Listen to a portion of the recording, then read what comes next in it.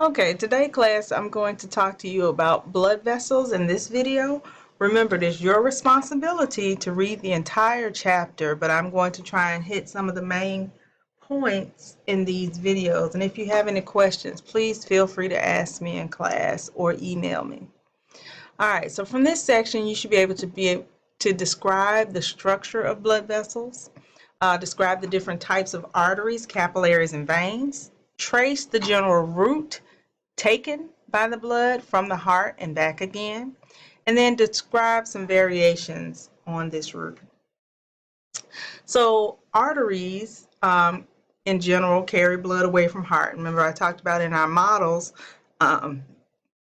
general convention is that arteries are red and veins are blue, with the exception of when we look at the pulmonary, its pulmonary arteries are blue and pulmonary veins are red, because it's really whether or not it's carrying deoxygenated or oxygenated blood. So blue is deoxygenated and red would be oxygenated blood in the models. And now capillaries we have not talked about, but these are small vessels that go between the arteries and veins, and we'll look at the details of those a little later in this lecture. All right, so here's a H&E showing, well, actually it's a staining of histology showing some tissues, and here you can see an artery. You can kind of see they have a thick wall, and this is a vein that has a thinner wall. And we'll look at the differences between arteries and veins and the different layers that they are composed of as well. All right, so the walls of the vessels, arteries and veins, have 3 layers. They're also called tunics, is what you'll hear them called. You have your tunica interna, tunica media, and tunica externa. Tunica interna is also called tunica intima, and these line the blood vessels. This is the inside, right, of the vessel that is exposed to the blood. It has endothelium, and these are simple squamous epithelia that overlie the basement membrane and a sparse layer of loose connective tissue. And they act as a selective permeable barrier, so things can diffuse across that membrane, and they secrete chemicals that stimulate either dilation or constriction of the vessels. The endothelium also is the layer that repels blood cells and platelets, and you would want that, right, because you don't want them to clot while the blood is traveling through the vessels, and so they repel these blood cells and platelets to keep them from clotting. So when the tissue around the vessel gets inflamed, the endothelial cells produce other molecules called cell adhesion molecules that induce white blood cells or leukocytes to adhere to the surface of the cell. So when there's some type of injury or inflammation, this will bring in those immune cells to come and try and fight whatever is causing that problem. And we'll talk more about that when we get to the immune system.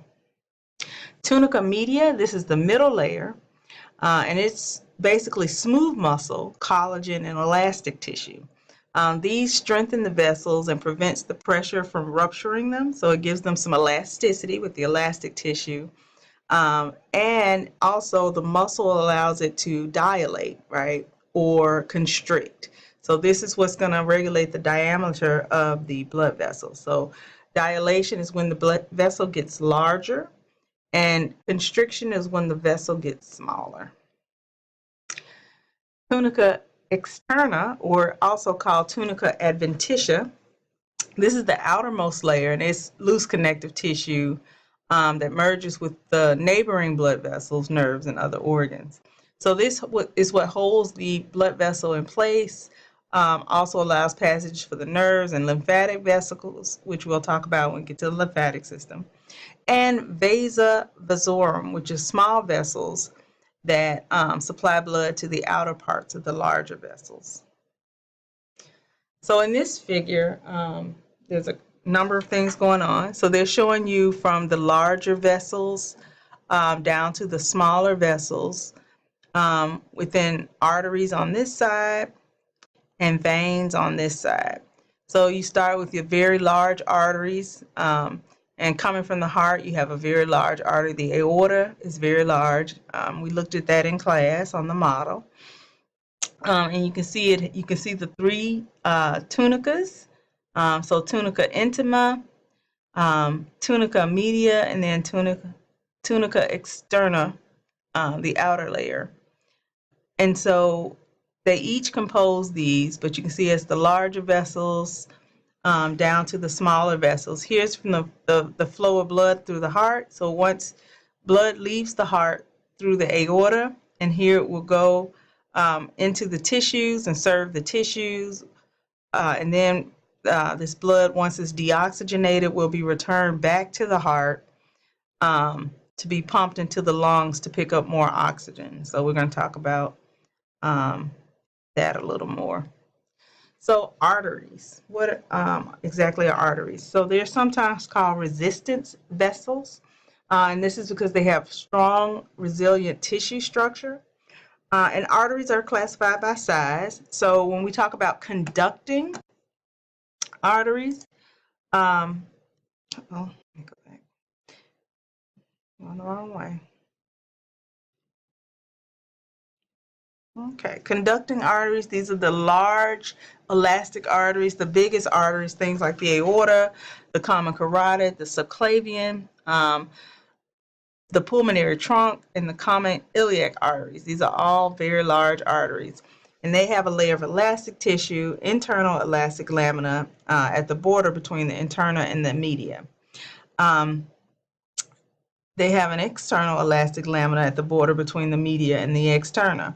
So this allows them to be able to expand, and they expand during systole and recoil during diastole. And these are, okay, next are the medium-sized arteries, and these are called the distributing arteries, and they basically send the blood to the specific organs. So you have things like the brachial artery, femoral, renal, splenic arteries that we'll talk a little bit more about later. But these have smooth muscle layers that basically constitutes 3/4 of the wall's thickness. The smaller arteries, these are your resistance arteries. So we have your large or your conducting, your medium are your distributing, and your small are your resistance arteries. We'll talk about arterioles. These are the smallest arteries, and they control the amount of blood that actually goes into the organs. They have a thicker tunica media in proportion to their lumen than the large arteries, and they have very little tunica externa. Now, meta-arterioles, we're going to talk about those. In some places, these are short vessels that link the arterioles to the capillaries, and muscle cells from the precapillary sphincters are usually around the entrance to the capillaries. And this constriction allows for blood to be shunted between different areas, and we'll talk about what this means. It basically helps divert blood to other tissues.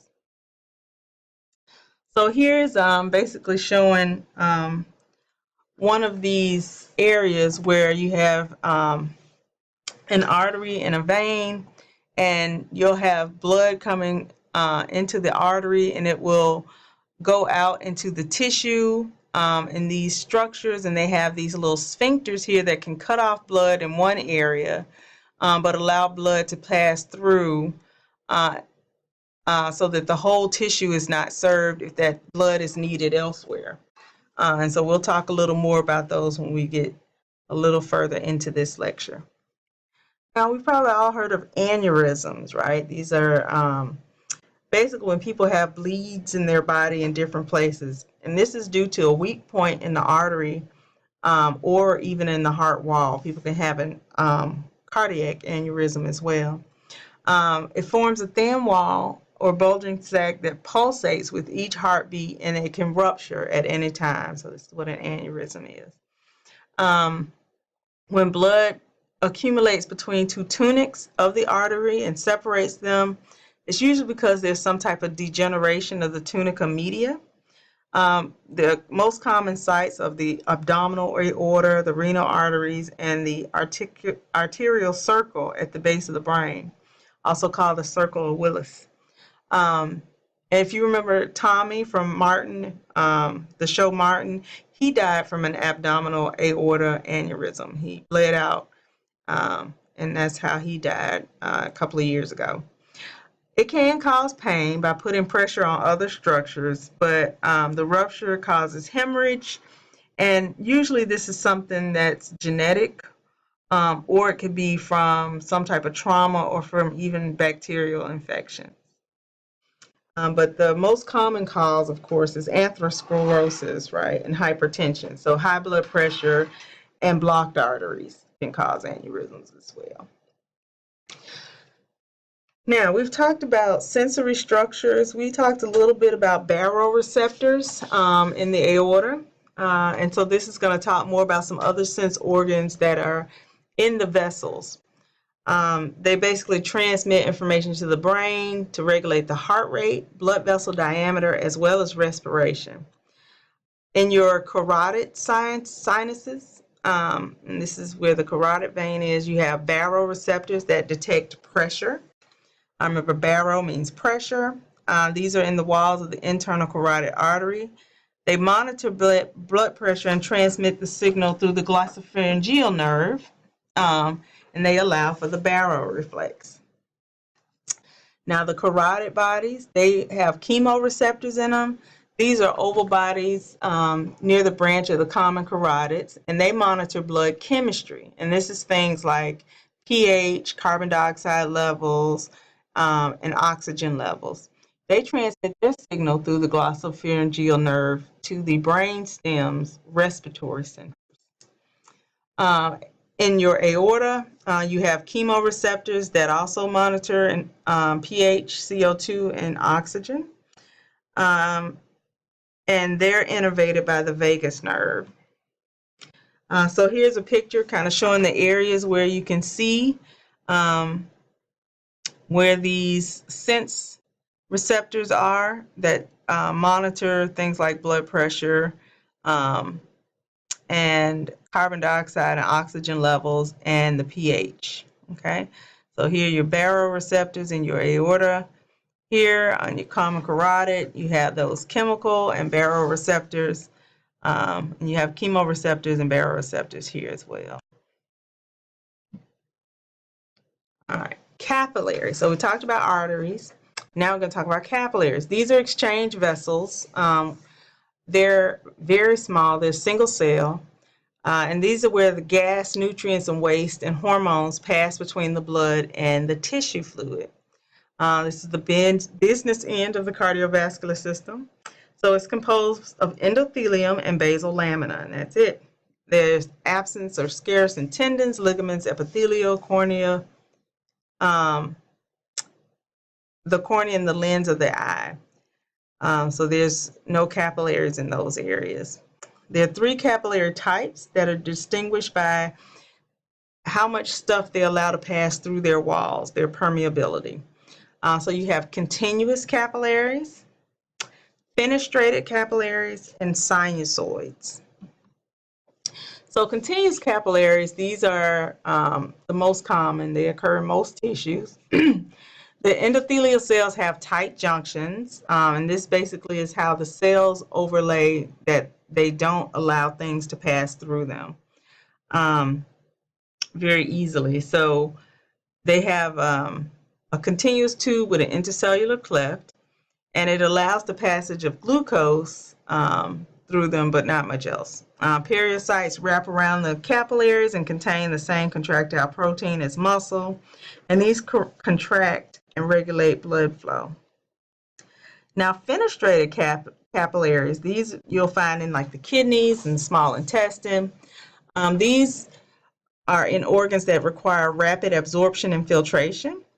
Endothelial cells have lots of holes, and this is what fenestration means. Fenestration actually is a word that means windows, and so it has all these windows or filtration pores that are spanned with very thin glycoprotein, but it allows the passage of small molecules, between the blood and the tissues. And now sinusoids, these are discontinuous capillaries. These you'll find in the liver, the bone marrow, and the spleen. They're basically spaces. A sinus is basically a space, right? So we talked about sinuses in the head, right? There are spaces. And so sinusoids are just small spaces. And they're irregularly blood-filled spaces with large fenestration. So they have very large openings, and they allow large proteins like albumin, which makes up most of the protein in the blood, clotting factors, and new blood cells to enter circulation. So here's a picture showing this continuous capillary. And so you can see how it has this parasite that's kind of overlaying these endothelial cells, which is here in the yellow. And so they form these tight junctions. These are those tight junctions, right? See how they're overlaying, kind of overlapping each other, and they don't allow things to pass through very easily. All right, so you can see that. Fenestrated capillaries, these are the ones with the openings or the windows. They have large pores that allow small molecules to go through. These are small molecules. So here you see the erythrocyte, which is the blood cell. But you see how the endothelial cells, they leave these openings, which are these fenestrations. They have these openings here. All right, and you can actually see it in this electron micrograph as well. You see these little openings they have on their cells that allow small molecules to pass through. Now for the sinusoids, like what you would see in liver cells, you can see they have these endothelial cells, but they have these large gaps between them. And so these allow proteins, other new blood cells and things to pass through quite easily through these type of capillaries. All right. So a capillary bed is a network of 10 to 100 capillaries, and they usually are supplied by a single arteriole or meta-arteriole. At the distal end, the capillaries transition to venules to drain into the thoroughfare or channel, which is also part of a meta-arteriole. So at any given time, 3/4 of the body's capillaries are shut down, though. And this is because they control the flow, involves constriction of those sphincters that I showed you. So within the capillary bed, and precapillary sphincters will control that flow. So when the sphincters are relaxed, the capillaries are well perfused with blood. And then when the sphincters contract, they constrict the entry of that blood or keep it from traveling through. It closes off and bypasses the capillary. Look at it. So here you have this, you have the artery, and then you have the meta-arteriole. And off that meta-arteriole, you have all these smaller capillaries. But here you can see these little sphincters that can close off blood. So if they are closed, then the blood will just flow through directly into the venule and not serve the outer portion of the tissue. But when they're open, they allow blood to go all throughout the tissue that they serve. And then once the tissue has been able to get the oxygen and put in its waste, then it continues on through the venous capillaries into finally the venule, and then that blood is sent back to the heart to be pumped to the lungs to get more oxygen. All right, veins. So veins, these have a greater capacity for blood containment than the arteries. They have thinner walls. They're flaccid, less muscular, and elastic tissue. They collapse when they're empty and expand easily. They have a steady flow of blood, and they merge to form larger veins.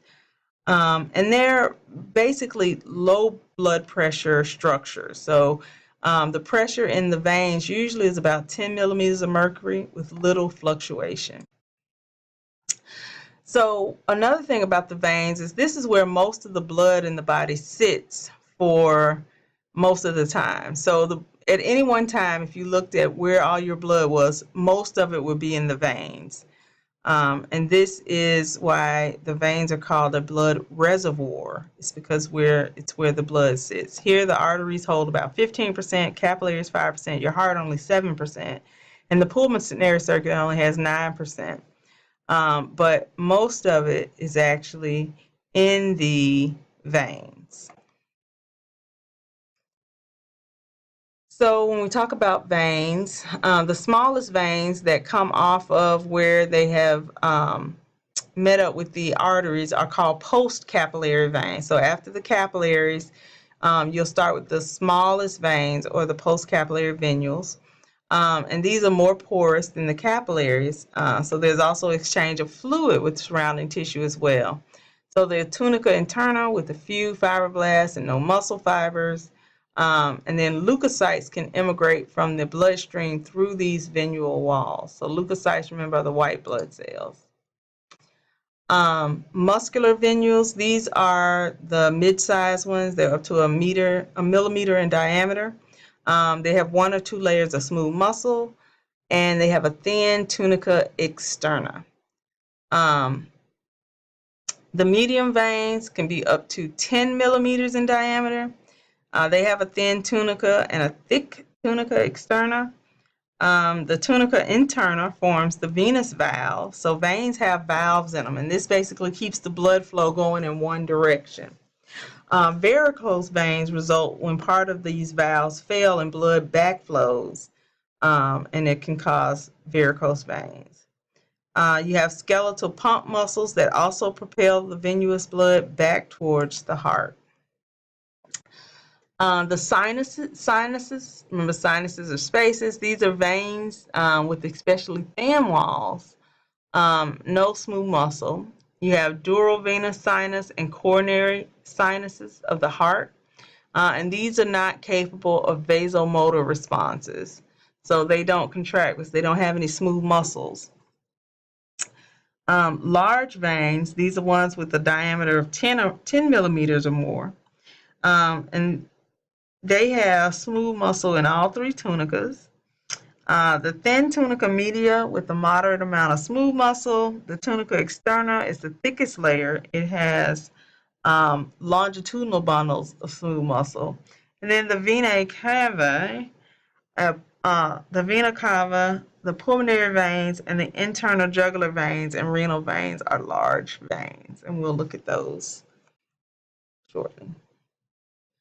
So for varicose veins, the blood will pool in the lower legs of people who stand for a long time, stretching those veins, and so those valves will pull apart and enlarge, further weakening the vessels, and the blood will backflow. And this distends the vessel, and this is what allows it to grow weak and develop the varicose veins. Usually hereditary weakness, but obesity and pregnancy can also promote the problem. And hemorrhoids are basically just varicose veins in the anal canal. So if you ever had hemorrhoids, it was just a varicose vein. All right, so when we talk about the route of blood back and forth through the heart, it usually goes from the heart into the arteries, from the arteries to the arterioles. The arterioles then serve the tissues via capillaries, and then once there's the exchange of oxygen for carbon dioxide, the blood then goes back into the venules, into the veins, and then back to the heart to be pumped to the lungs to pick up more oxygen. So this passes through only one network of capillaries from the time it leaves the heart until the time it returns. All right, so when we look at that circulation, right, we just talked about blood leaves the heart, right? It's oxygenated blood leaves the heart. As it goes through the heart, it goes out to the body, and it will pass through one of these capillary beds, and then it goes directly back into the venous system to go back to the heart. So depending on there are various systems in various regions of the body where it will go through the capillary bed and then return to the heart. Now, when we talk about portal systems have, the blood will travel through two capillary beds before it returns to the heart. And we'll look a little bit at that. So remember that most blood goes just through one capillary bed before it's returned to the venous system to go back to the heart. But in portal systems, there usually travels through two capillary beds. We also have what's called an anastomosis, this arteriovenous anastomosis. And here you'll have the possibility of blood either going through a capillary bed, or it may be shunted where it just goes directly back into the venous flow if need be. And that's what's an arteriovenous anastomosis.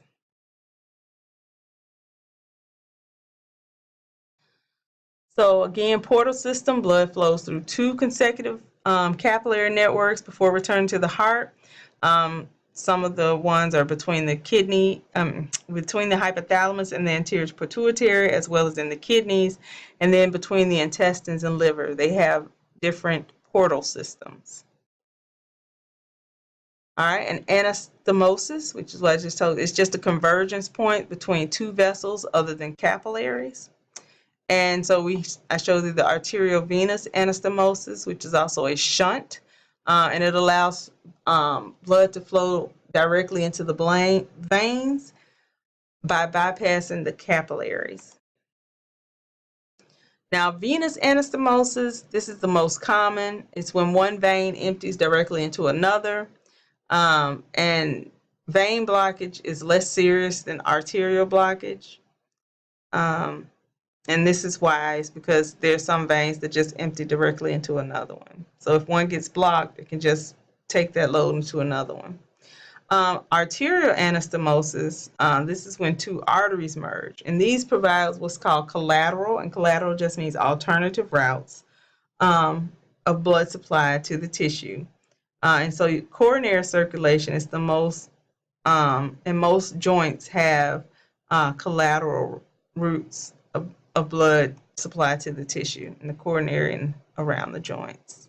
And that would be an arterial anastomosis.